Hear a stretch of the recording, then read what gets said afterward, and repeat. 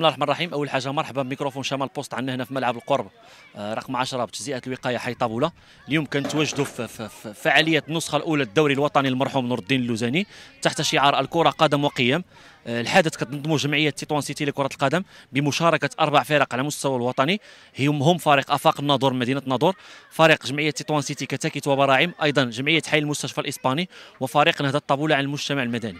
النسخه الاولى عرفت نجاح باهر بحكم انه اشتغلنا وفق واحد البرنامج على اساس انه نأطروا وفق برنامج قاعدي. الحمد لله توفقنا باش اننا نعطيو دفعه معنويه لهذه الوليدات في الممارسه وفي مستوى التنافسيه.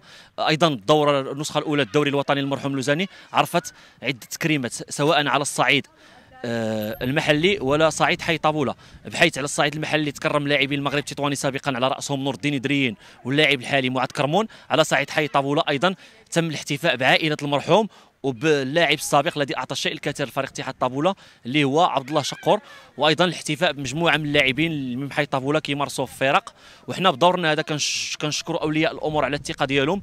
وايضا في هذه المناسبه هذه يمكننا الا نشدوا بحراره على الدور الهام السيد عامل عماله اقليم تطوان والسيد باشا مدينه تطوان والسيد رئيس جماعه تطوان والسيد قائد الملحقه الاداريه طابوله على الدعم اللوجستيكي ديالهم وعلى يد المساعده في كل التظاهرات ديال جمعيه تطوان سيتي. وشكرا مجددا لكم انتم كاعلاميين اللي كتعطيونا واحد الدفعه معنويه على اساس اننا نواصلوا. السلام عليكم، معكم معاذ كرمون لاعب المغرب التطواني والمنتخب الوطني الاقل من 23 سنه.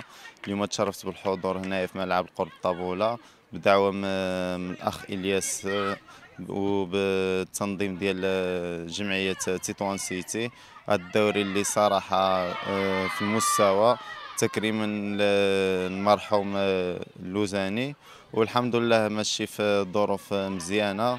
وكنقدم له الشكر الجزيل للاخ الياس الشاب الطموح اللي قام بهذا الدوري اللي في مستوى الصراحه. السلام عليكم، معكم كمال العيساوي مدرب مدرسه الافاق لكره القدم بالناظور. جينا حنايا من الناظور باش نشاركوا في واحد الدوري اللي نظماتو تطوان سيتي. الصراحه بالنسبه للترحاب كان احسن ترحاب، وكيف كتشوفوا العواول دابا كي كتقولوا نتوما راهم كيدوزوا واحد الوقت زوين. وهذا الشيء ما كنشكر الاخوان ديال الصحافه ديال اللي حضروا معنا وشكرا. يوصلكم كل جديد على قناتكم شمال بوست. ما تنساوش الضغط على زر الاشتراك وزر الاعجاب وخليوا الاراء ديالكم في التعليقات.